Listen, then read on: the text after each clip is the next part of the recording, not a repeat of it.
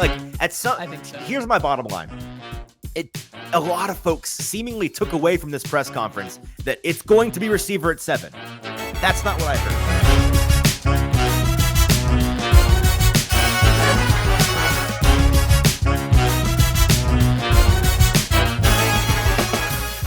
Welcome in to the Hot Read Podcast, live from Indianapolis at the 2024 NFL Combine. I'm your host, Easton Freeze, Director of Published Content here at BroadwaySportsMedia.com. We're also brought to you by the 440 Podcast Network. You can follow me on social media at Easton Freeze. I am joined, as always, by producer JT, who you can follow on social media at JT_Ruhnke. JT, we are here at our second consecutive Combine. We're having a good time. How are you? I'm good. You know, as we've heard before, it's not our first rodeo anymore. We are. That's right. It is our here. Second rodeo. But you know, it's good because everything like the Combine, it's so cookie cutter. Like I knew exactly where to go. I knew how to do everything. 1000%. This time they didn't mess up my credentials. So like I got told them clean. too. I don't know why I left that in the delivery instructions to make so it as like, hard as possible on you to get your credentials. But you know, it's good. We had a good day at the Combine, a lot to get to. So I think we should just jump right into it. Day one's the easiest for us because it is the day that all of the local folks get to talk to their respective GMs and coaches at the podium. We get a lot of thoughts on them about free agency and in particular the draft, as we're here looking at 300 some odd prospects that are going to be the top guys in the 2024 NFL draft. We're doing that all of the rest of the week. So we've got 5 consecutive shows. This is the first of those this week, every single evening around this time, probably 4 or 5 p.m. Central Standard Time, depending on the schedule. Make sure you're following us on social media at Hot Read Pod, especially on Twitter, to make sure you get the updates on that. If you're with us live today, we need a couple of things from you before we get rolling on what we heard from Carthon and Brian Callahan, and there is so much to cover today. A lot has been made about the wide receiver versus offensive line decision-making in the first and second rounds for the Titans. Some little clues, some nuggets from Carthon and Brian Callahan, some things that we need to decipher. We've got a lot of clips from their respective interviews today that we're going to play for you and give our thoughts on. We'd love to hear your thoughts on what they had to say today, and you can do that by joining us on Broadway Sports Media's YouTube page. That's Broadway Sports Media on YouTube. You'll find this live stream there.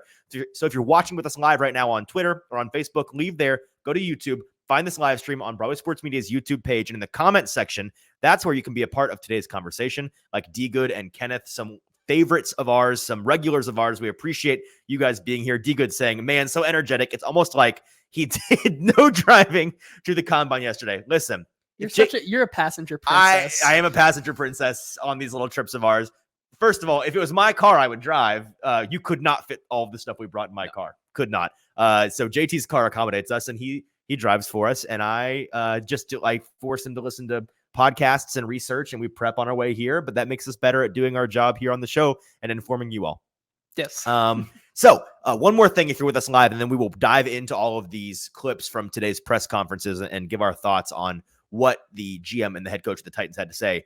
If you're watching with us live, do us a favor and help us share this show as much as possible. You hear this on every show you listen to, but it's very helpful to us if you could retweet, like, subscribe on Broadway Sports Media's YouTube account. We want that subscriber count to rise. So if you're not subscribed already, hit subscribe. It's free. It's very helpful to us. But if you can like and retweet and send this link to whoever you think might be interested right now, we want as many live eyeballs as possible on today's product. Okay, JT, let's dive right in to what we heard from Carthon and Brian Callahan today. A lot of general themes. Wide receiver and offensive line were chief amongst them for obvious reasons. They are the two biggest, most glaring needs. They are the two lights on the Titans dashboard that are flashing red furiously right now. And they are two positions that are very strong in this year's draft class, and two positions the Titans are going to be looking at pretty seriously at that number 7 spot. It seems pretty... I'd say, again, we don't like to say anything is a sure thing in the draft, but I would be very surprised if we skipped to the end of April right now and you told me the Titans did not, if they stuck at 7, did not take a wide receiver or an offensive lineman, with maybe the only exception being Brock Bowers, a glorified tight end wide receiver, who I'm going to lump him in anyways, but it's going to be one of those two positions. And it certainly sounds like the Titans are taking those two positions as their primary needs, not just in the first round, but throughout the draft as well as in free agency. But we spoke specifically to the draft today, and they had a lot of thoughts on when and where and why to take different prospects that I find interesting. A lot of it hinges on one man on the staff who is not the head coach, is not one of the coordinators, is not the GM. He's a position coach, and his name is Bill Callahan, a.k.a., according to Carthon, Big Coach. I love how whenever we talk to Rand Carthon, he refers to coaches and players by their in-house nicknames, like we're supposed to know who that is. Yeah, we found out today his big coach is also Uncle Nick, is Nick Folk's nickname. We found that out today as well. It's just so interesting because he's done this before in the past. I remember when he was talking about Josh Wiley in one of them, he was like, I'm not going to use his nickname because he was like, right, I'm going to tell you there's a nickname, but I'm not going to give you the secret of what that is. Which means we now are dying to know what the nickname was. Yeah, maybe one of these days. He has a tendency to do that. Wait, we've not heard that yet. We need to ask. But yes, we got Big Coach. We've got Uncle Nick now. What were the other general themes before we dive into specific clips? We talked a little bit about Will Levis, but not really. It was primarily on how this team is going to get better. Explosiveness, a big theme. They are actively seeking out explosive playmakers. They are very high on Tyjae Spears, and it sounds like the Derek situation is pretty much a done deal. We'll dive into that later on. But a lot of it a lot of the conversation was about Bill Callahan, what he can bring to the table as an offensive line coach, and in particular, how he can make do with less than stellar talent was never explicitly said, but it was alluded to many, many times at both of their press conferences. Yeah, I think you hit the nail on the head there.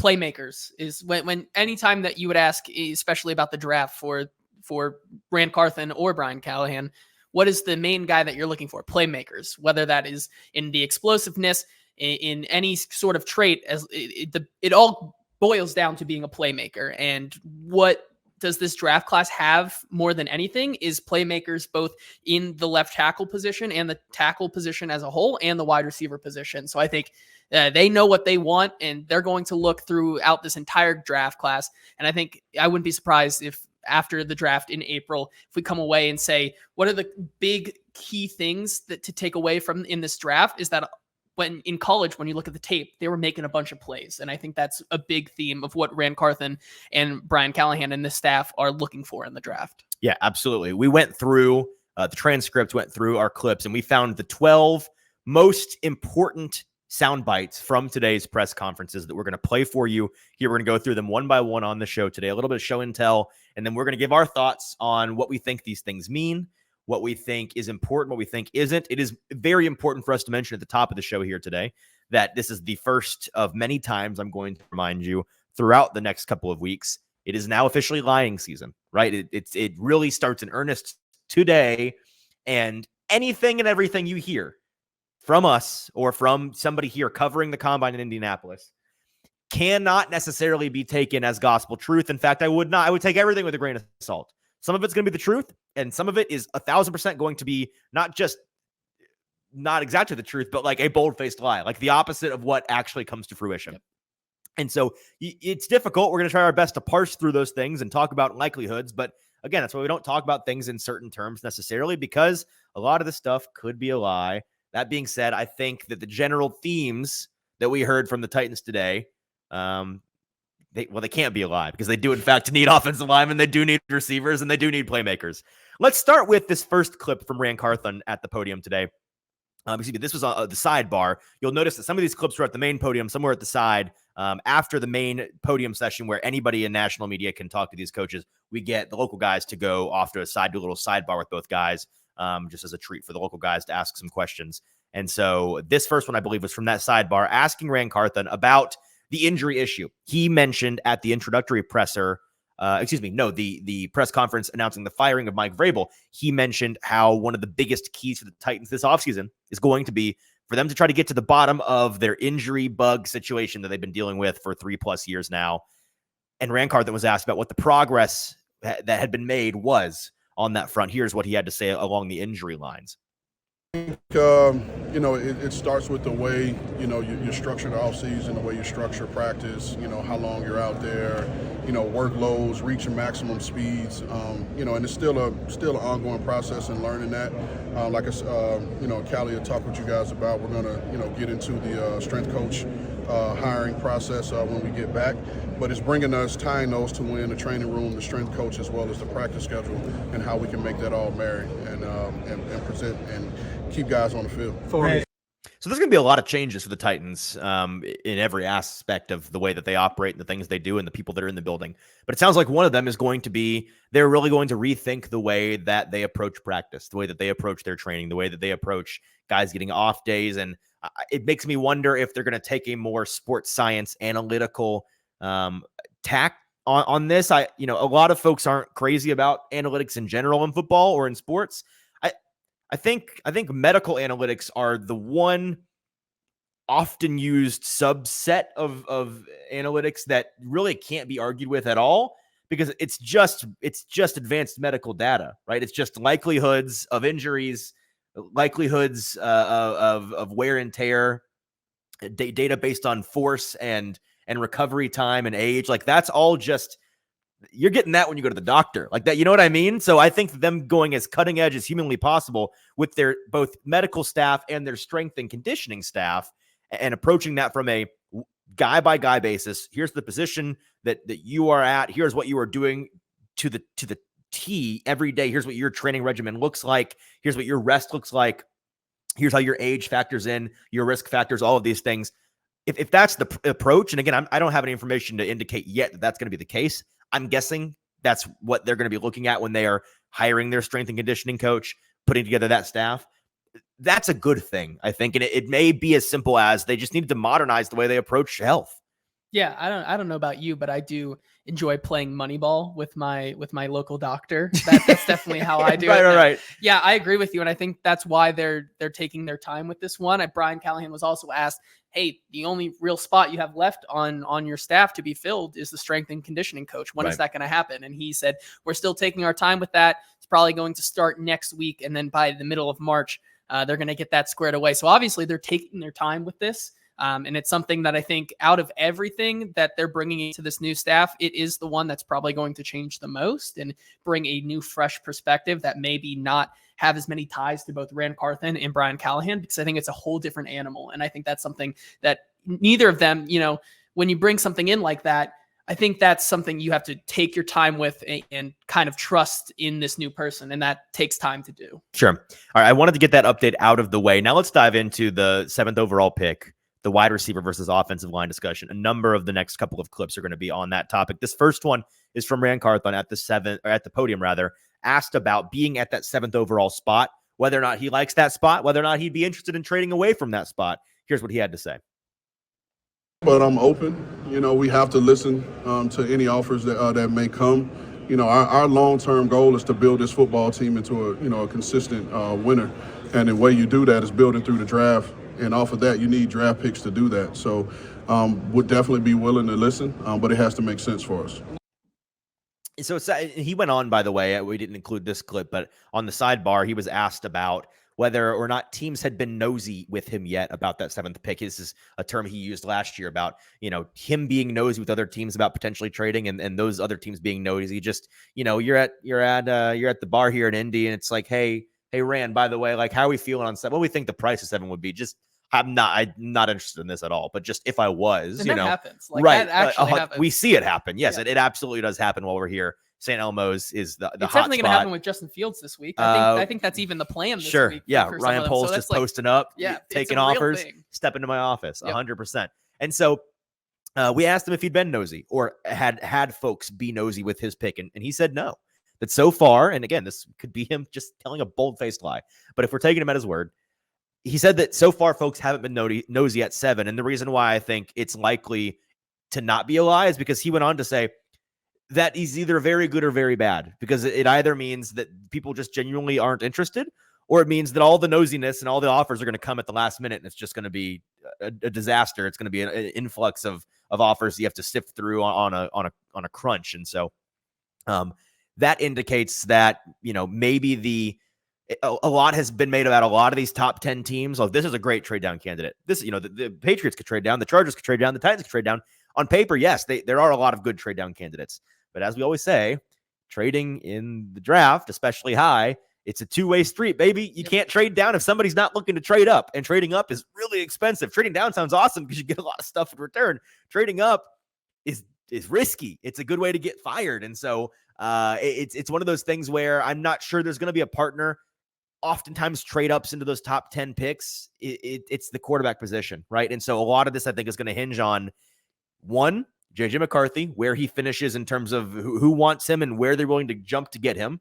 And two, whether or not any of these top 3 or 4 guys start to slip, right? Does Jaden Daniels fall out of the top 3, top 4, top 5? Does Drake May, for some, the league doesn't seem to be as high on him as some in the media are, from what we're hearing. I don't know why. Like, maybe that's just smoke, but it sure sounds. Legend Kurt Benkert certainly does not think Drake May is a very good prospect. He's a Kroger. He's an off-brand Mason Rudolph, apparently, with less arm strength and much less accuracy. Yeah. There's that. But yeah, if any of those guys start to slip, then that value, and that's where it comes at the last minute, right? I think that's what he's referring to.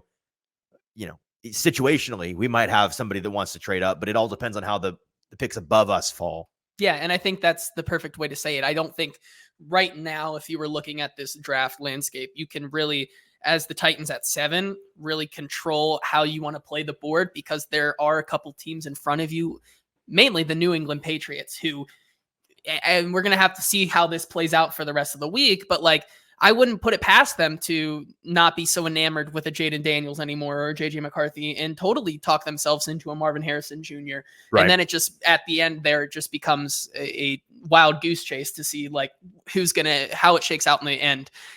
So I think they're kind of in a holding pattern right now through this week, kind of seeing, like you said, JJ McCarthy is going to be currently now the top quarterback prospect throwing at the draft, since the top 3 or the combine, since the other 3 are not throwing, which or blows. Doing a lot of the drills. Compete, baby. Come on. No, I get it. But selfishly it stinks. But if he does end up kind of wowing people here at the combine this week, I think that's where you could maybe see a little bit more buzz as to the Titans taking and receiving offers. This next clip introduces an interesting conversation that I want us to spend some time on. Ram was asked about how the value discussion comes into the bigger picture of that 7th overall pick, how the value of needing an offensive lineman versus needing a receiver, how the depth of those position groups in this particular draft play into that decision. He gave a pretty good answer. Here's what he had to say. I think from if you look at it strategically, it's about, the value, right? So if you're sitting there and there's a receiver there, knowing that there's a deep O-line class, it's like, all right, where can we, supplement this position, later. So it's about playing those 2 parts off of each other, whether that's in free agency as well, and in the draft. So it's about trying to mix and match those 2 pieces. Are you open for business? And so they talked a lot. I mean, both guys mentioned, I believe, at numerous times, a deep offensive line class, a deep wide receiver class. I think they may have just been saying that because this is kind of just the thing you say. Here's what I think the reality of the situation is. And you and I were talking about this earlier.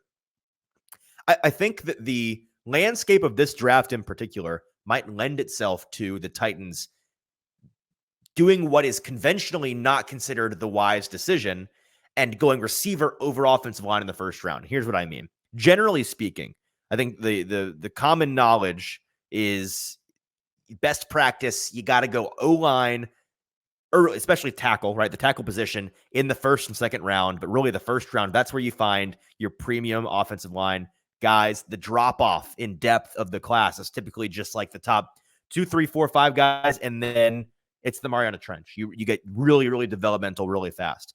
At the receiver position in recent years, generally speaking, these classes have brought some really nice players. They brought some really nice talents in the 2nd, 3rd, 4th, 5th round, getting your Puka Nakuas on day 3, like AJ Brown, Deebo Samuel, DK Metcalf, all in the 2nd round, Terry McLaurin in the 2nd round. Like these guys are available in those later rounds, and you can find them because these wide receiver classes, just the nature of the position, the way it's being taught, it's causing these guys to be better, deeper later into the draft. That being said, in this year's draft class, the expectations are not meeting the reality in the sense that this receiver class is deeper than the O-line class just on paper. But relative to what we think is typically the case, the O-line class, where usually you get 3, 4, 5 guys you think might be 1st round, 2nd round picks, this year you've got 8, 9, 10 guys that really you feel like you can get to day 2, take the offensive tackle 8 off the board. And in other years, that feels like you're getting the offensive tackle 3 or 4, right?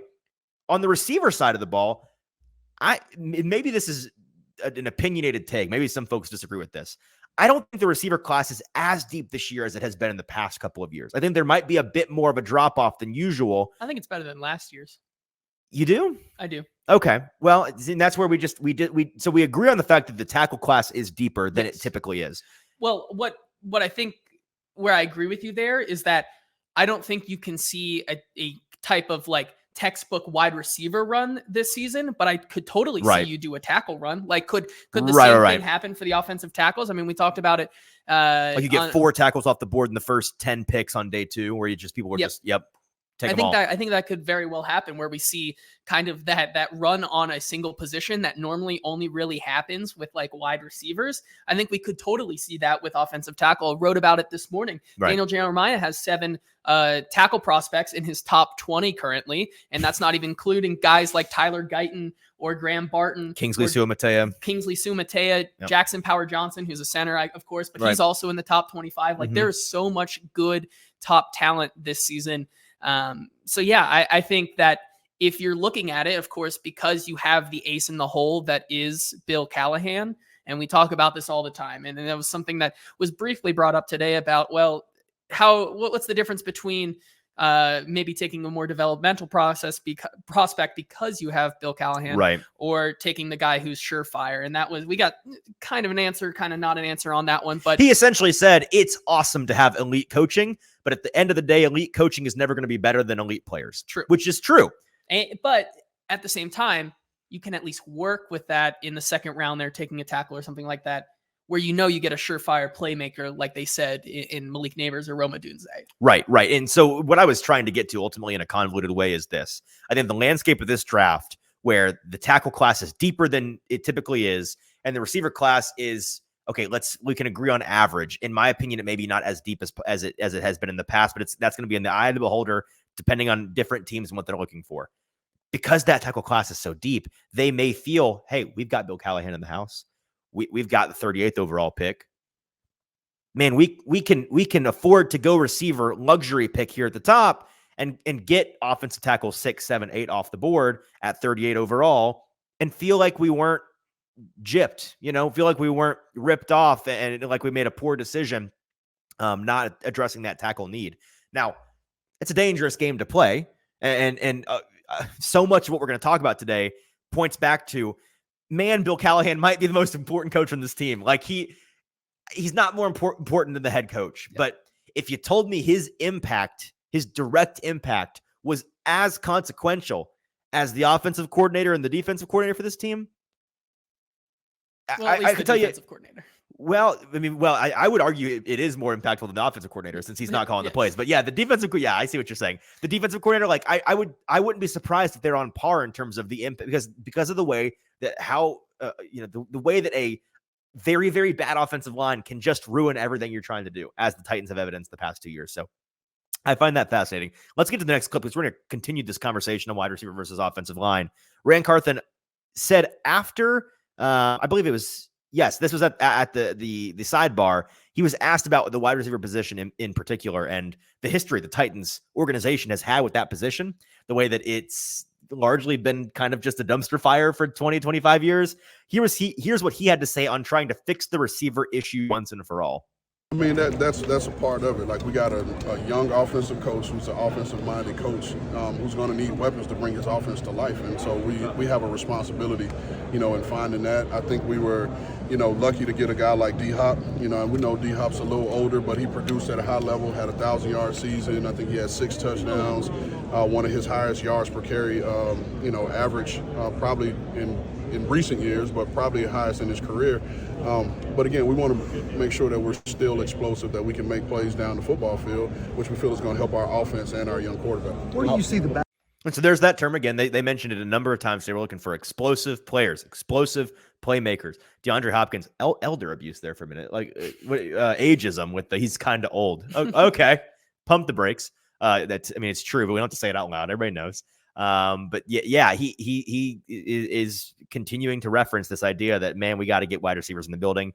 We need playmakers now. And all of this was alluding to, okay, tackle is a big deal and everybody thinks tackle is the position you address in the first round. And typically that's the thinking, but things might be different this year.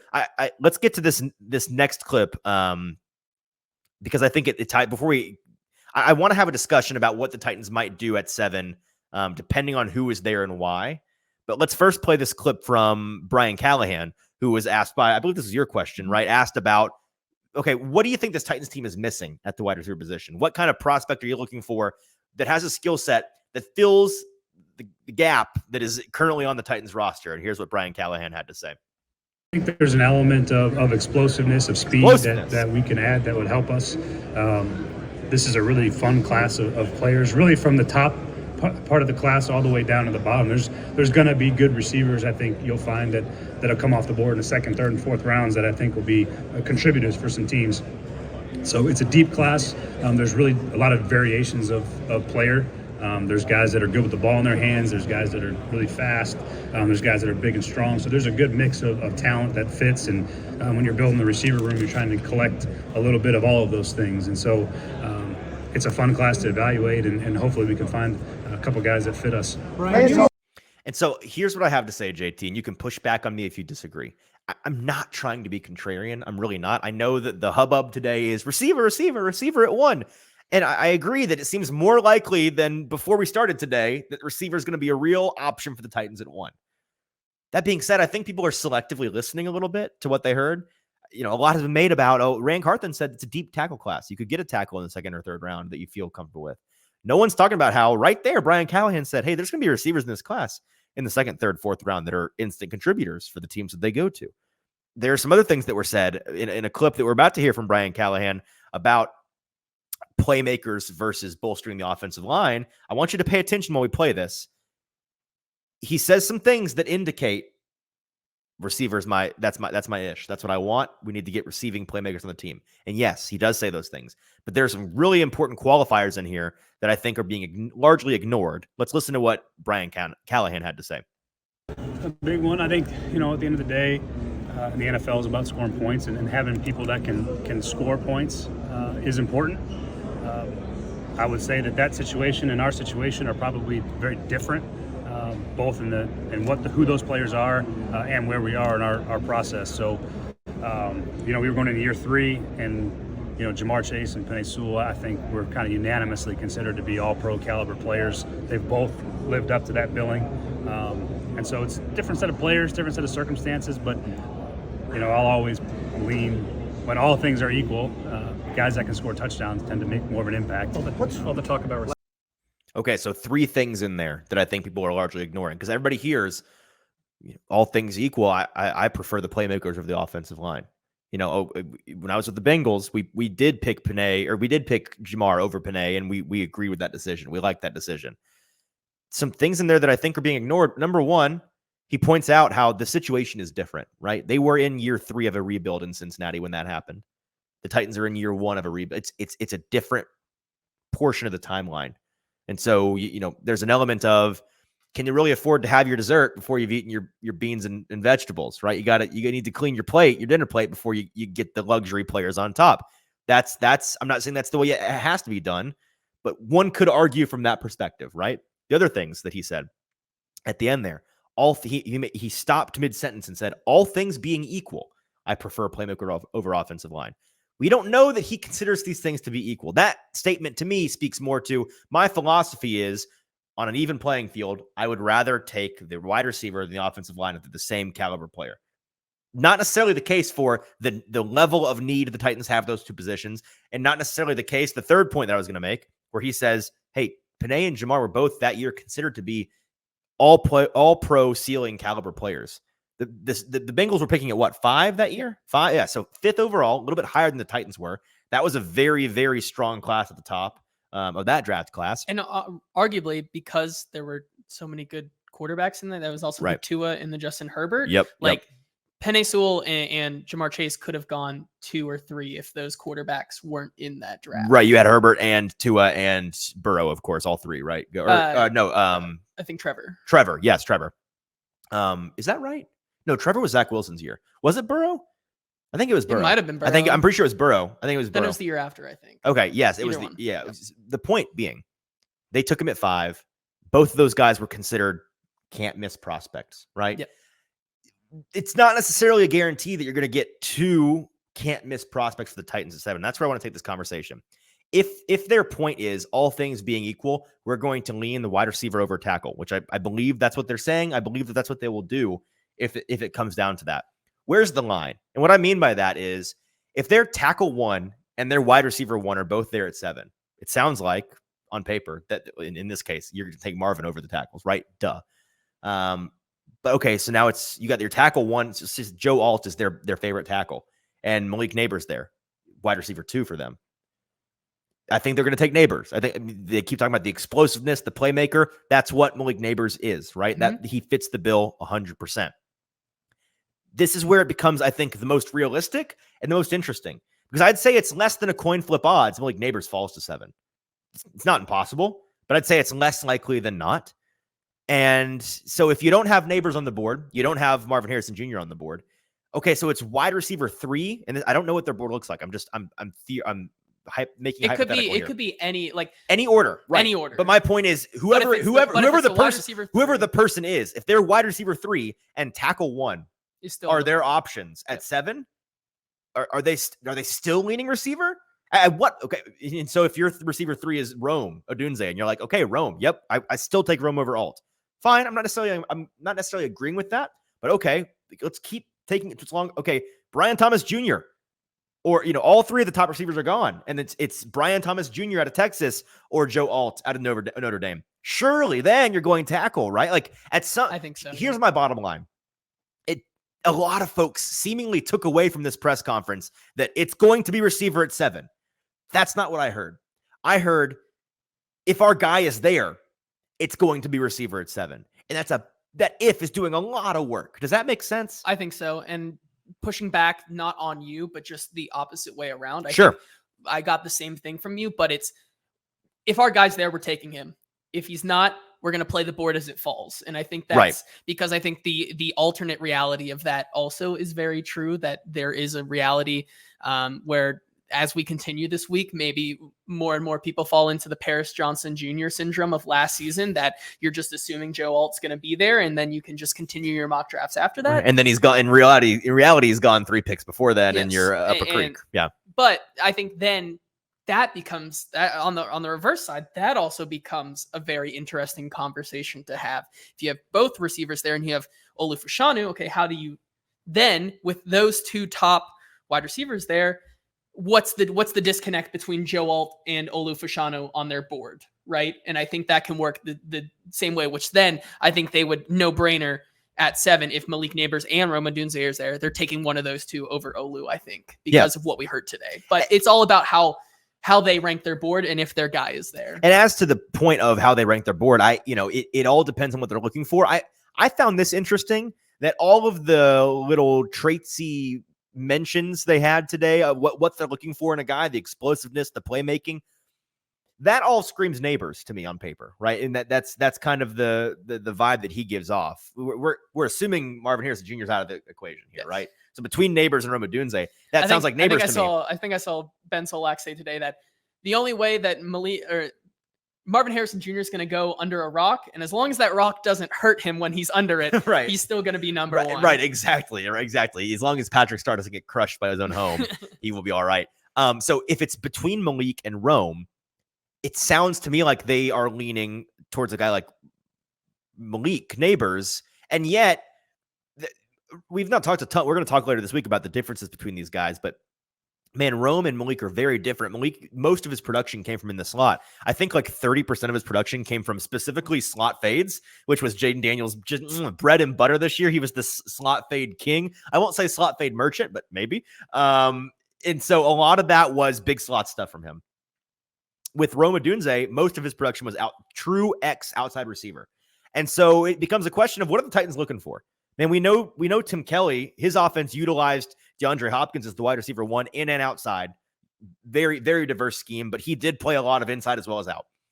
He's a guy that in his later years, a lot of people have theorized, hey, this guy may be better served in the slot at times, especially if you have a true boundary X option, a big fella that can go on the outside and not just be Traylon Burks. And, people are like, okay, cool, you got Traylon out there, but somebody that you're actually scared of as a defense, right? No, sorry for the Traylon slander, but we're going to talk about him in a little bit. We'll talk about it. We'll bring it up. So if they got that guy in Rome, you think that's the way it would be. But I think it's an interesting clue as to how they see D-Hop and how they see these receivers.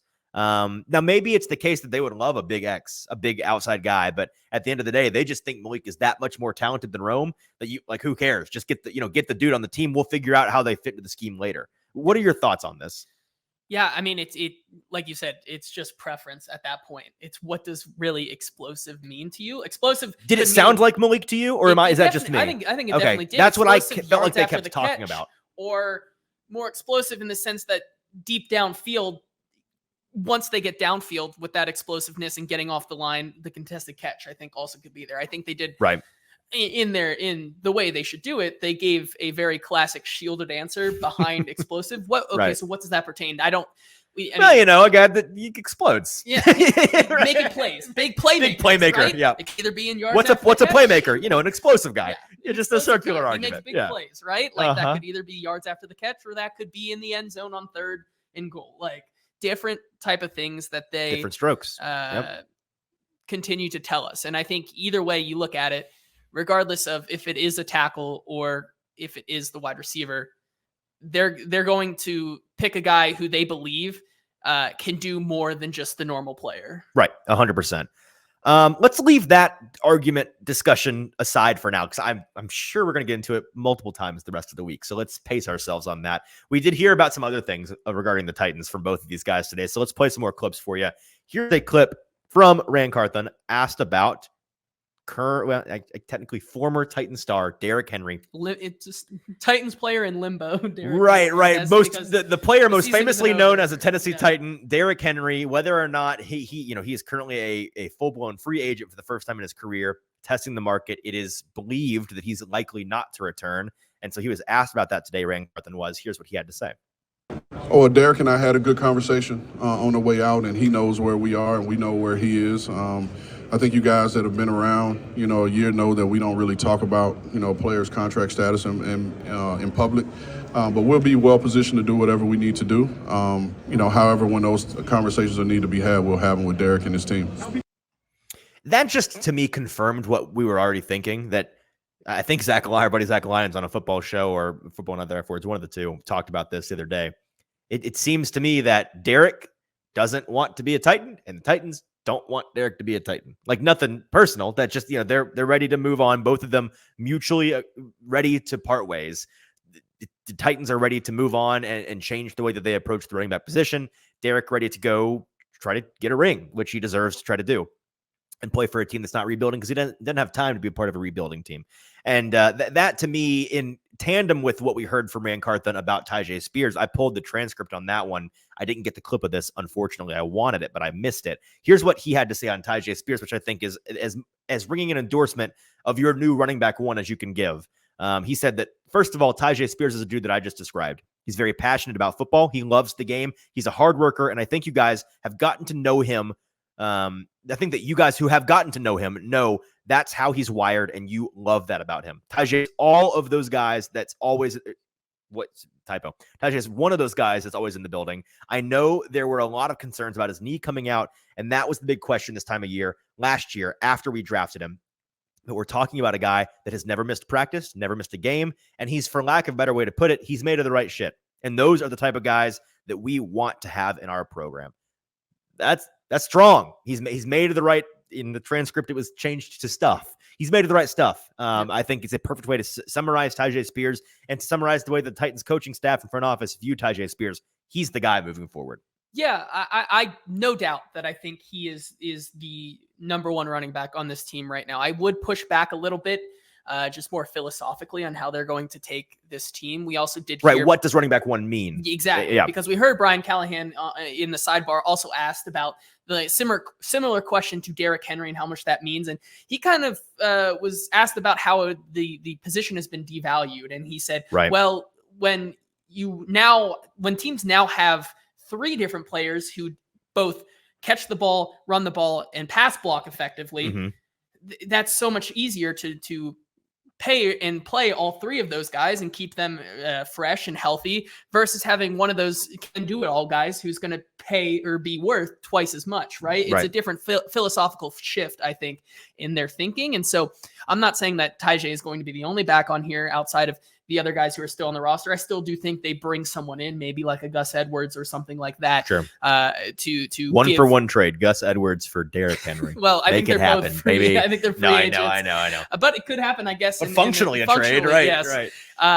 But I think that Tyjae is the 1A going forward, but I think there is also going to be another player in there who gets significant snaps next season. I agree. I think that's whether 100% it's a the free case, agent or if they use one of those 6th or 7th round picks this season on a running back. I think one of those is a running back. It's a question of volume, and I think that Tyjae is going to be the volume guy. Yep. But the volume guy on this team is going to that volume is going to look different than it has looked in recent years. The Titans, because nobody had the volume that Derrick Henry had during his prime.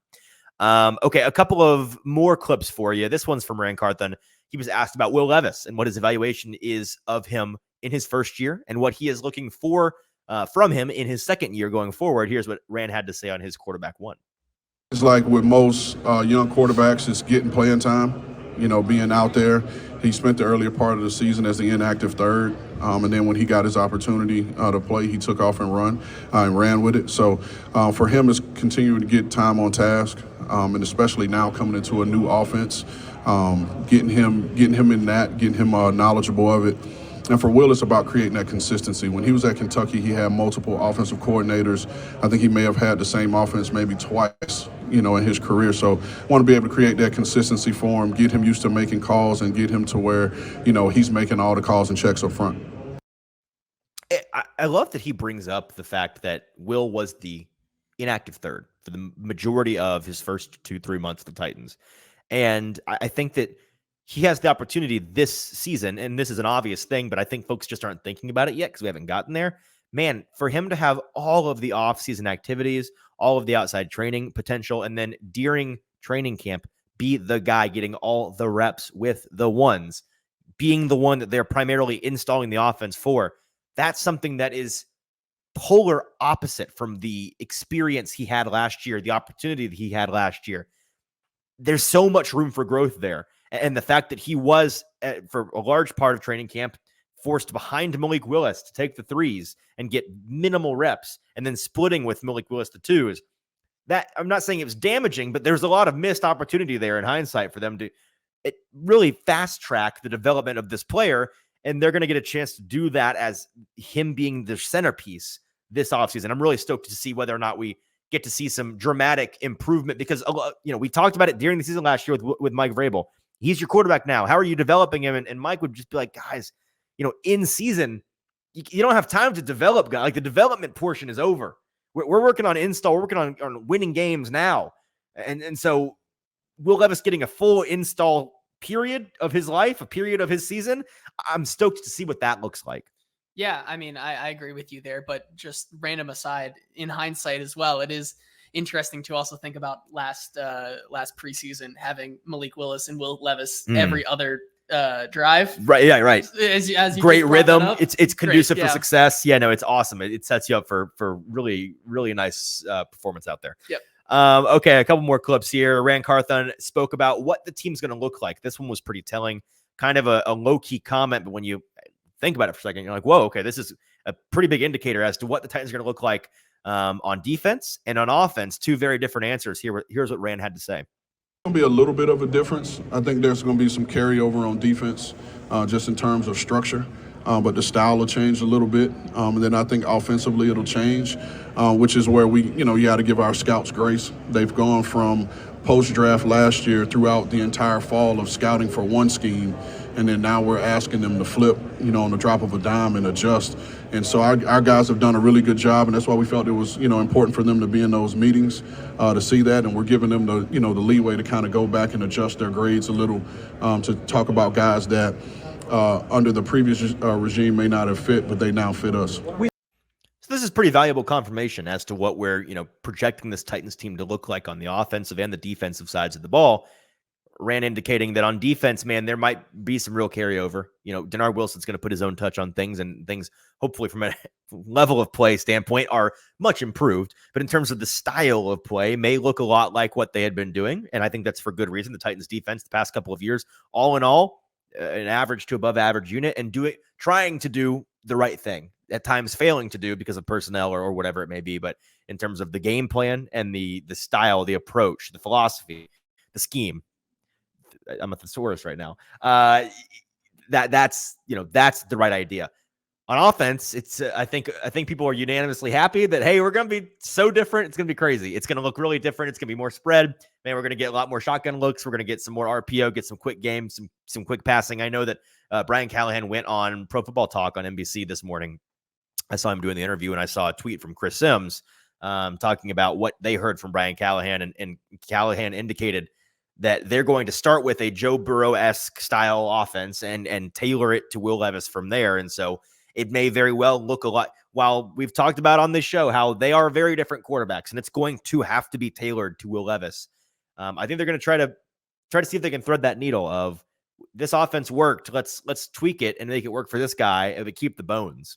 Yeah, right. I mean, you can always change the quarterback and do things that better suit him. And I think that's the communication that Brian Callahan has talked about since he was hired as the head coach. But I mean, basing an offense off of Joe Burrow is not a bad place to start, and finding out what doesn't work, what does work, and kind of molding it into its own thing. It's not a bad thing, I think, in that context. I do think, though, those comments do bring up an interesting point that I'm sure we're going to talk about tomorrow and Thursday and the rest of the week. When do we see the Titans draft a defensive player again, if ever? because they'll draft one this year somewhere. They will. They have to. They have right? to. You would think so. Unless they go spend $65 million on 14 defenders in free agency, and you're like, I don't know where they're going to put more. Like, they don't have any room. The locker room is full. Then yeah, they have to. They have to. Right. The cornerback position is really, really deep in this draft. That's there's some good linebackers are going to be out there in day 3, some developmental guys. So they'll draft somebody. Hopefully. One would think. Yeah. And then, but last year they didn't. Okay. So we'll see. 3 7th-round picks, dart throws. Got to have a defensive dart throw in there. Definitely. I mean, at least one. Yep. At least one. Okay. A couple more clips for you. Let's talk about Bill Callahan. Some thoughts on him from the clip where Rand Carthon was talking about big coach Bill Callahan, how he blew the coaching and the scouting staff's mind in the meeting they had with him recently, and then some quotes from questions asked of Rand on Bill Callahan. But first, let's listen to this clip. I named Bill Callahan, a.k.a. Big Coach, who's one of the best in the business. And I really wish you guys could have seen his profile tape. Meeting. It was a clinic. It was a clinic, and everyone left out of there minds blown, and coming to the realization that we still got a lot to learn, to come in and what it's going to take to play for him. But I think for a guy like that who's been such a strong developer, of talent at the O-line position, it gives us a little leeway, to bring some guys in and him having a plan on how to develop those guys and get them out on the field. Okay, first of all, Rand says he really hopes that he could have shown us that development, or what did he call it? The profile meeting, tape. The profile tape. If you if you really hope you could show us, we would really be glad to watch it. Like, I know you have the tape. We'll send you. I'll have our guys send your guys. Yeah, our guys will reach out to your guys. We'd be happy to watch that tape for you, Rand. I would love to make that happen for you. Other than that, let me read some quotes here from. Well, pause. I don't want to get to this yet because it's a bummer. I don't want to get to the bummer yet. Okay. Let's first talk about what Bill Callahan can be and how he was referenced throughout this interview process today. He was talked about a guy who, and I've been wrestling with this in my mind the past couple of weeks, ever since he's been brought on board. This idea that, man, he is truly that big of an impact and a force multiplier for your offensive line output that you can't afford to not make offensive line your number one with a bullet position of need and the position you address this offseason. I'd struggle with that because as much as he is a legendary offensive line coach, one of the best, if not the best, currently doing it, revered by everybody in the league, all of those things are true. You have to broach the question of, even when you're the best as a coach at that position, how much can the best impact, right? Really can the best to do it be a miracle worker? Because with what the Titans had last year, it would have required a miracle worker to make it serviceable. Now, hopefully the Titans, I'm not going to say like last year that they can't get worse, because then they did. Hopefully they don't get worse. I would be surprised if they did it again. So assuming they get better personnel and they have a much better coach in-house, you would think no matter how they address it, it's going to be better. How much better is dependent on the guys they bring in, because they keep talking about Bill Callahan as the best word I can use for it is a control. Like in the experiment of their offensive line, as they are adding you were in high school chemistry class, and we're adding different chemicals to see what color the concoction turns to try to get the correct result to answer the test. The control is Bill Callahan. We know that variable is not the issue. That's I'm not saying that's the way it's going to be, but that's the way that it seems everyone is expecting it to be. And if that's the case, one, that's really valuable, man, to have that and not have to worry at all about the way they're being coached. But two, to have a guy that you think can not just be the control variable, but can be the force multiplier and get the most out of certain guys, who I'm going to talk about one in just a minute that's going to make some Titans fans mad. That's a good thing to have. And I hope that they are right to be so confident that he can have that big of an impact. I'm not saying I doubt it, but I'm not all in on that. Do I have cold feet for no reason over the idea that he can be a miracle worker in that way? It's hard to say. If there is anyone who can do it, it's him. Yes. But it's like can anyone do it? It's the same. I don't know. It's the same thing when they were talking about prospects. Like the prospect has to be elite and either be elite or possess elite upside and traits, which I think is segueing into something that we also heard today about a certain offensive tackle for the Titans today. And I think you hit the nail on the head there, where you're mentioning it, for him to be able to get more out of players than you would expect. It doesn't require, you can't just throw any player at him, right? He's a guy that has a type in that profile meeting where he is in detail pointing out to the scouting staff, here is exactly the type of guy I'm looking for. These are the traits I'm looking for. These are the tendencies I'm looking for. Here's the things I want to avoid wholesale. And here's the things that I have some interest in. That identification ability that he has, not just to coach up the guys, but to know what he's looking for in guys that he can best coach up, right? To identify the talent. That's going to go a really long way, I'm certain, because if he's going to be the one cooking, get the head chef the ingredients he needs, and it doesn't require the best ingredients necessarily. You ever seen those videos on YouTube where it's like a master chef tries to make a gourmet version of like Kraft mac and cheese out of a box? Yeah. Okay, so it's like that. Like he's the gourmet chef. He can make a gourmet version of a regular food, but it requires his expert knowledge of, well, I need, I have a $10 budget. I need this specific lentil from the grocery store because it's cheap, but it's actually sneaky good, right? For this reason, for that reason. It's like those Bon Appetit videos that's like recreating this dish from taste alone. 100%. Yes. Let him go full ratatouille and just like taste. Like, he needs to do all the little things. Let him cook is essentially what we're saying. Let him cook. Let him be the one to make these decisions. And I think that you might have some success in that way. But you mentioned, and I mentioned, a player that is still under contract with the Tennessee Titans. They have an out, but he is currently under contract. Big contract. It's well for the player. Yes, it is. There was a question asked about if there are going to be any holdovers on the offensive line for the Titans. They get a new leash on life with Bill Callahan joining the coaching staff. And the answer from Carthon was, yeah, well, we have a lot of guys under contract that were here last year that will get the first opportunity to work with Coach Bill Callahan. But just like everyone else, we are going to look to continue to add to that room that will allow us to get the best five on the field. Follow-up question on if Rand Carthon expects Andre Dillard to be one of those guys that gets an opportunity to work with Bill Callahan. Rand said, quote, well, again, we'll cross that bridge when we get there. Just staying consistent and keeping family business in-house. I think it's documented. Andre Dillard, didn't play as well as he probably could have or would have wanted, but nonetheless, he's still a talented guy that has some physical traits that you just can't find. Man, that doesn't sound like a guy that's 100% going to cut Andre Dillard to me. That sounds like a guy who may be getting checked into the Bill Callahan offensive line rehab facility. And it's going to make some fans mad, but that... It also could just be a courteous way of saying, I'm not going to say you're yes out. or no You're gone. You're off the island. say right. right This now, guy there's blows. still We're out of work- here. we're It still could working be. on It could be. I I'm think not there's saying. two different ways Yes. to look at it, but I Well, agree. that quote. Let me be super clear. That quote took me from 0% chance Andre Dillard is back to 10. Yeah, 10, 12? 15. Yeah, somewhere in there, like 10, 15% chance. Like, it wouldn't shock me if he's Yeah. back. I'd be surprised. I wouldn't be shocked. So yeah, that's kind of where I'm at on that. And I think it'll be really the sick, twisted part of my mind is hoping for it, just because I think it'd be really funny to see the wailing and gnashing of teeth from Titans fans.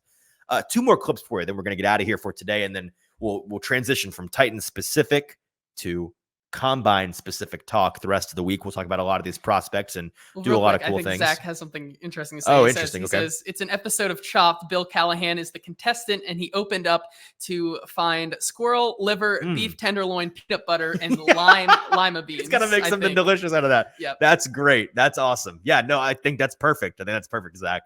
Okay, 2 more clips here. Rand Carthon spoke about Treylon Burks at the aside today. And he gave 2 big reasons why he thinks Treylon Burks is set up for a really successful offseason. Here's what he had to say. The injury thing, I mean, the concussion thing was a real deal. You know what I mean? I think we all saw that from the Pittsburgh game. And so those are the type of things you can't really prevent. But I do know that Treylon is off this offseason training with D-Hop and some other pros around the league, which I think will be good for him to see how other pros prepare and get ready for the season so he can add that to his game. I've seen a couple clips of him running routes and doing stuff on, in the offseason. And for him, it's an offseason where he's not trying to get healthy. He can work on perfecting his craft as opposed to trying to get back.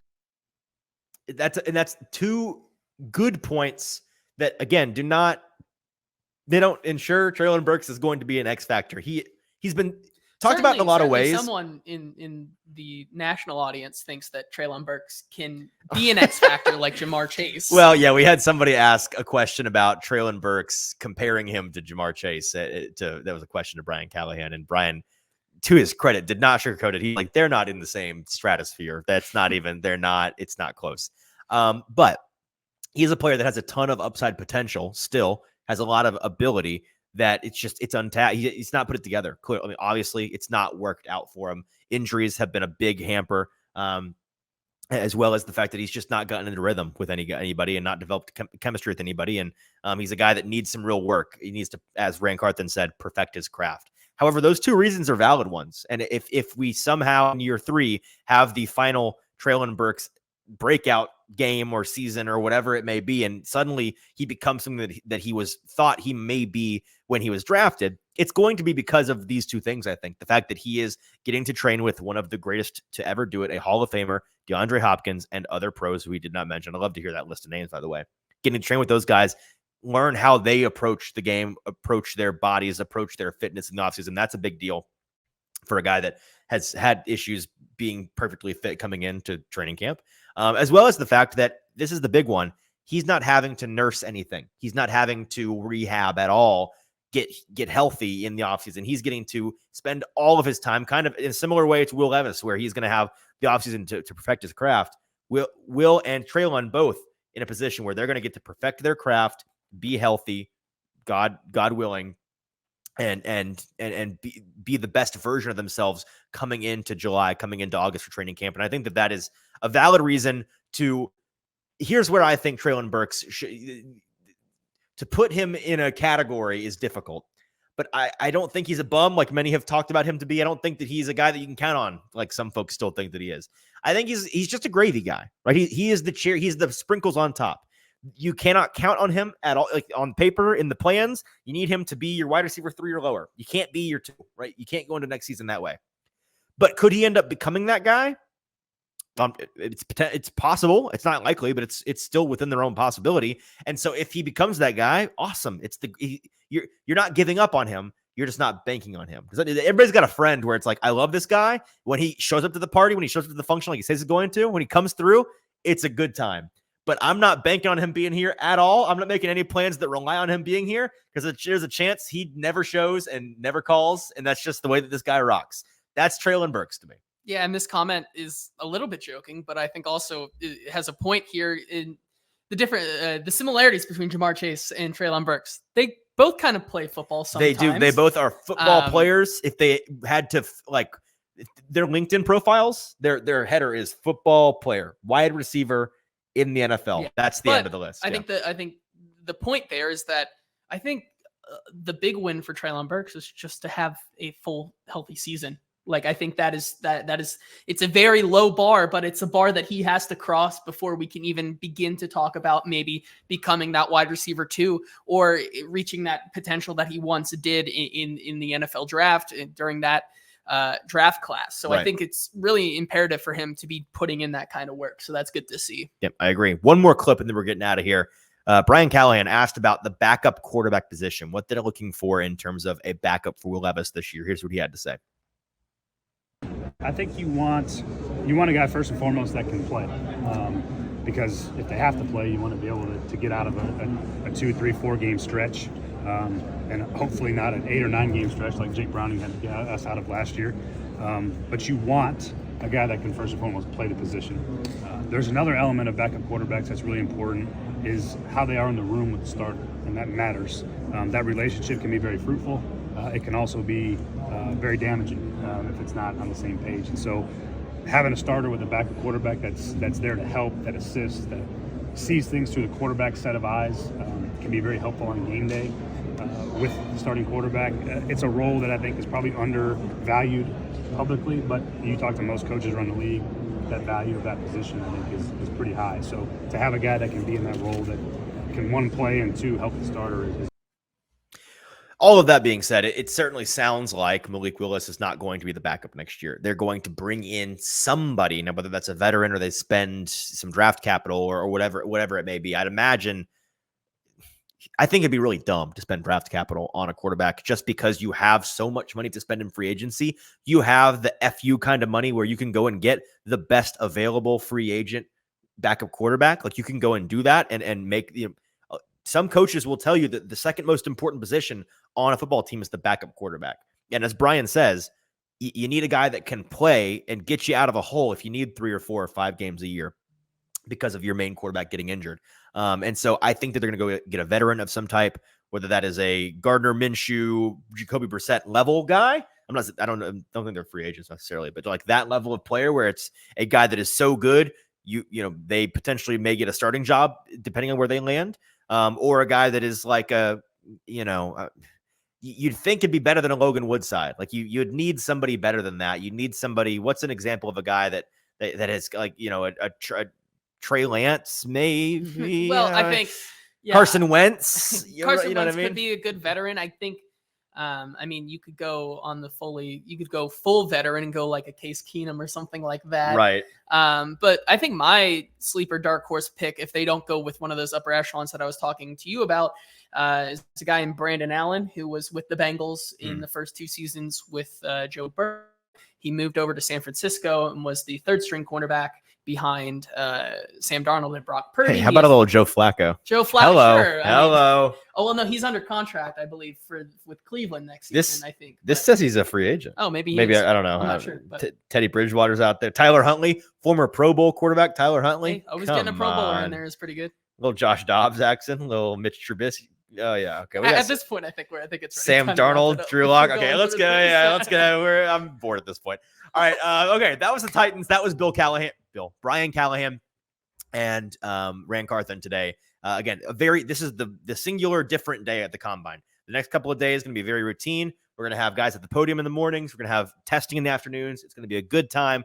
Looking forward to it. We'll have our shows in the afternoons around 4 to 5 p.m. Central Standard Time. We appreciate those of you that were with us live today. Thank you so much. Come back every day for the next 5 days. It's going to be awesome. We're going to have a good time talking about every prospect that we talk to here. We've got a lot of things planned. It's not just going to be us yapping the whole time. We've got some pre-made videos in the works, talking to some folks in the media who you know and respect, get some difference of opinion on some different players. We're going to talk through all of these things and have a very good time, hopefully learning a lot about this draft class along the way. So join us the next 5 days right here on Broadway Sports Media's YouTube page. Make sure you're subscribed while you're on over there.